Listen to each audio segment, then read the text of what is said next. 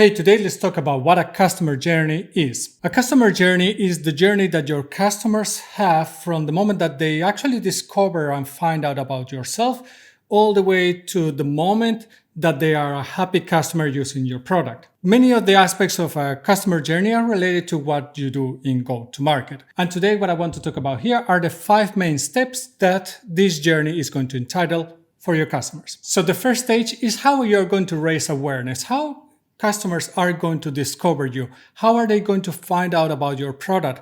Where are you going to reach them out? Ideally, what you want to do is that you want to go to the places where your customers are. Different customers are going to socialize in different places. Some of them are going to be in Reddit groups. Some of them are going to be in Facebook groups, in Discord. They can be obviously in social media, but they can also be in physical places. So it might be that you want to go to a gym because that's the place where your potential customers could be. And what you want to do is that you want to raise awareness on your product among those potential customers. There are many ways that you can raise awareness, but typical ones that you can do it is with social media, with ads campaign or advertisement campaigns.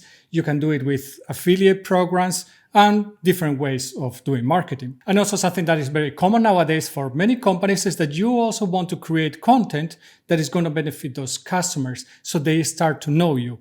And then you are more able to reach them and sell the products that you have. The second stage is going to be consideration. Think about yourself. Whenever you purchase a product, you're going to think about different aspects to understand if this is a product that suits me or it doesn't. And probably I'm going to look at things like, okay, does it have maybe the features or the value proposition that I need? Does it solve the problems that I want? If it's, for example, a computer, am I going to use it for gaming? Am I going to use it for working, for 3D rendering, whatnot? And probably I'm also going to look into, okay, what are other competitors that offer a similar package or a similar product, and what is their price range? These are questions that anybody that's going to purchase your product most likely is going to face and is going to want to decide. You had to help them. So how can you help your customers consider your product? First of all, you can give it for them to try, to test. This can be like a demo, it can be like a freemium or a trial version where they can get their hands on, test it, see if it fits their needs or it doesn't. Next one that all of us probably pay attention to is that we want to see reviews from other users. We want to see how other users have taken this one. And you can see, like, whenever you go to purchase a book in Amazon or any other product in Amazon or going to watch a movie, many times most of us are looking at some kind of reviews and what other people are thinking about this product. That's a very important thing for you to also show that, hey, if you have customers that like your product, show those reviews, interview them, and let them review your product. And finally, you want to potentially collaborate with creators, like somebody working in YouTube, for example, or somebody that is respected in the field that your product is used, that goes, use your product, reviews it, and gives their feedback. We all tend to respect those like authority opinions when we are making a purchase decision. So you should help your users to get those opinions. The third stage in a customer journey is going to be the purchase. Your customers, obviously, at some point, if they find out about your product, if they consider it and find it as a good fit, they're going to make the decision to purchase your product. How can you help them to make that process of purchasing as easy as possible? So when you're considering the aspect of purchasing, it's not just about the purchasing. You also have to think that many products require other things just when you're purchasing. So obviously you have to make purchasing easy as possible process. And you have to think about how they are going to pay, what type of prices or what type of payments you are going to allow. So are you going to allow subscription? Are you going to sell licenses with maintenance fees? Or it's just a one-time payment? You have to understand many times it's going to depend on the industry that you're in or the type of product that you're selling, that one way of payment is preferred over others. So you have to understand that and you have to do a little bit of a research. On top of that, make the purchasing process as easy as possible. So if people typically pay with credit card, try to allow that. If people also are paying with things like PayPal, try to allow that kind of payment processes. So you make sure that people feel like your product is either on par with the competition, or it actually makes it even easier than the competitors to actually do the purchasing process. Apart from that, you also have to think that You have to have all the legal documentation in place so people can purchase your product properly. This is something that is obviously mandatory, and that's something that you had to pay attention to, is that what are going to be the terms of your license agreement and what are going to be your data protection policies. So all that information, all those discussions that you probably had to have with some kind of lawyer that's going to help you to explain how to do all this licensing and all these agreements, that's very important. You really had to pay attention to. A final step of this process is that the customers have to create an account to purchase your product. This means that you have to help them to create this or do this sign on or sign in the very first time as easy as possible. Especially if you are thinking a bit about B2C products, one of the simplest options that you have nowadays is that you can link to or let them sign in with Google, their Google account, or their Facebook account. If you are talking about B2B, talking with other companies, or when you're building products for business to business, here it's important that you consider also adding options like, for example, for SSO, where the customers can use their own company credentials to sign in into your products. Usually, this is reserved for those enterprise tiers and is not something that is offered for any of the more lower level tiers. Something to think about. Just look at how your competitors or how other B2B businesses or products are being sold. Then you will get a good idea when you should be adding options like an SSO. The fourth stage is onboarding. Sometimes it's called service. I like to call it more onboarding for the reason that I like to take a very good and deep look into how is that first experience that your customers have when they use your product. As you can imagine, the first experience and the first impressions of your product are going to be very important. And if those first impressions are not great, most likely your customers are not going to come back. It is true that some customers potentially have already tested your product. They might have done the demo or the trial of your product. But especially if you are talking about B2B products, most likely the bulk of your users have not done that. So it's very important that you create a good experience for them first, especially for those first times that they're using the product. So here you can do several things to help this process. First of all, you can do tutorials within your product. You can help them that first experience that they have is something that is easy for them to get value already out of the product and understand what is going to be like the journey within the product that is going to teach me how to start using it. You can use, of course, some kind of a demo project or demo whatever it is that users are going to be using within your product. So you maybe don't have to initially try that it fits any journey that they are going to have with their own projects. Just create a demo project that they can use for that first experience. And then, of course, you have to make sure that you are providing other materials that are going to help them, like quick guides or quick starting, or something like guidelines or documentation that is going to help them use your product on a daily basis. And of course, there are going to be questions that they are going to have at some point, so you have to establish your proper support channels and as good as possible so that experience to get that answer from those support channels whenever they have a question is as good as possible. You can also have online communities where all your potential customers could be joining and they could be talking with each other and helping each other. That is going to help a lot the load that you are going to have in your support channel, which can be quite significant otherwise. But if people that are using the product and are helping each other to achieve things with the product, they might find your questions answered in that online community. A good practice, obviously, is that whenever you get a support question, is that create a knowledge article about that support question. So the next time that question comes up, you can just point them to that documentation that you just created there, where that question is going to be answered. So you want to avoid having to answer the same question multiple times. Finally, the last step of the customer journey is going to be that you want to create or you want to turn those customers into advocates.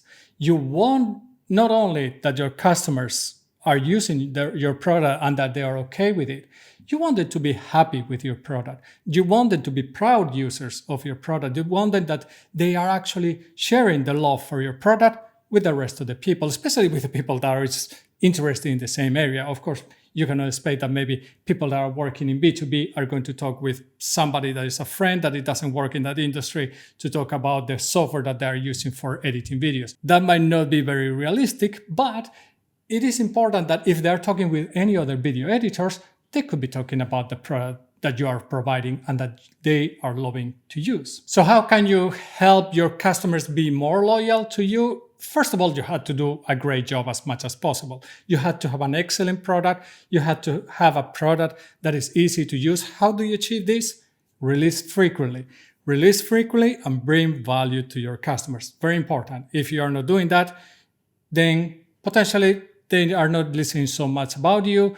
Potentially you are not bringing that much value or not that often. And probably because you're not releasing very often, it might be that you're a little bit detached from the feedback of the customers. That's why releasing often is important, is that is because you are talking more with your customers, you are understanding better the problems that they have, you are trying to tackle them in a better way. I touched on this in the previous one, but providing an excellent service, especially if you think about something like supporting your customers, is very important. Key for you to have a very good experience for your users whenever they find a problem and they have to solve it. If you have a good service where they can find the answers that solves them and they do it in a timely manner, that's going to be key for them. And finally, you can also talk with your customers. Talk with your customers, the customers that love your product. Interview them and share those interviews with the rest of the world. Share those experiences, that how are they bringing value in their own industry and potentially how your product is helping them to bring value. That's going to be very important because you are linking your product to the success of that customer.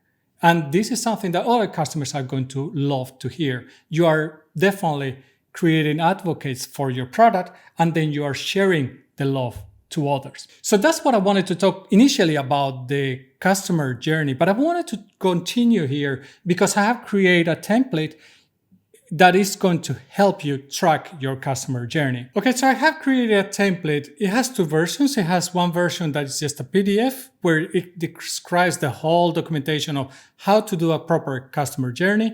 And I had the same template in Notion where it has exactly the same documentation, but it also includes a board where you can actually track then the work that you are doing for that customer journey. So let me just show you that one quickly. So what I have here is the one in Notion. As I said, the one in the PDF, it includes exactly the same information. What you will have here is that you have the stages that I have described early on for the customer journey. So the awareness, the consideration phase, the purchase phase, the onboarding, and the advocacy. So all those ones are described here with the best practices on how to implement them. So I would recommend you to go and check them out. And then the thing that I think is really great is that you also have a board here where you can actually track the work that you have. So here what you're going to have are the different tasks that you have to implement to do your customer journey. So here, for example, in this one, we can say that, okay, we had to create a getting started guide. To which stage does that belong? Is to the onboarding. So here I can choose which one is the stage out of the 5 ones that I described early on. Then I'm going to also choose the team. Obviously, you are going to have the teams that are going to take different responsibilities. In some cases, it's going to be marketing. You can change these ones. You can add your new ones if needed. Here at this point, I have marketing, sales, customer success, documentation, product. If you need to add one, just type R&D, and that would create that one there. So you can just easily change this the template. And then I have things like what status is in. So at this point, it's already in progress. It has been started.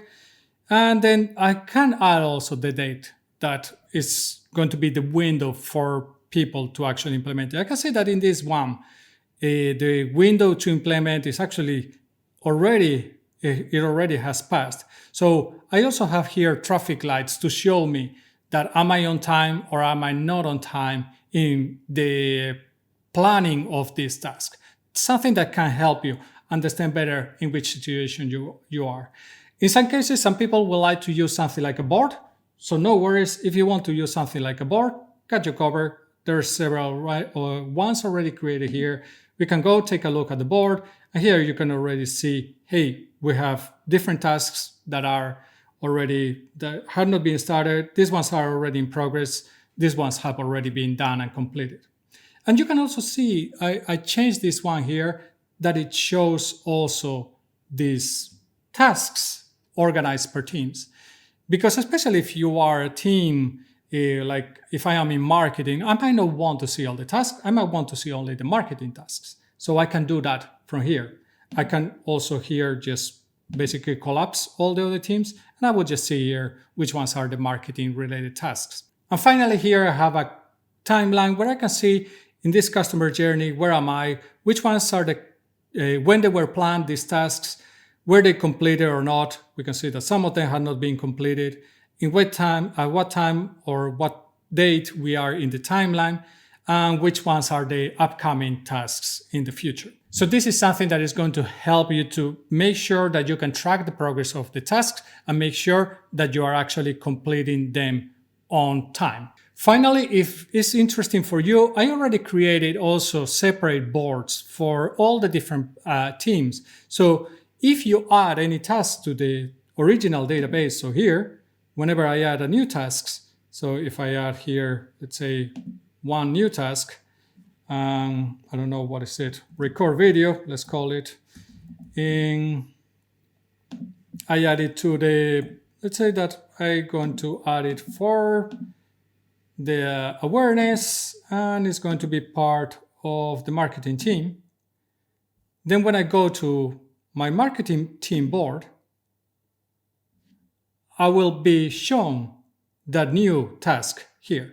So these views are just views all from the same database that is in the background. So whenever you update one of them or add a new task to one of them, all those views are going to be automatically updated. So you can easily just copy this page and take it into use for your own team. So I'm going to link in the description and in the pinned comment down below where to find this resource and this template so you could take it into use.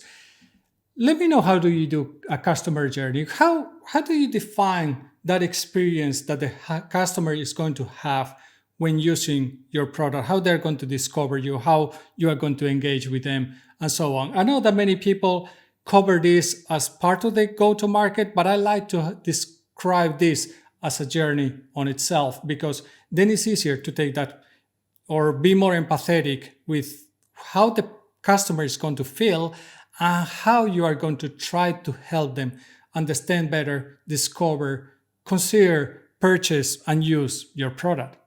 Let us know in the comments below. I will see you in the next one, and remember, stay safe.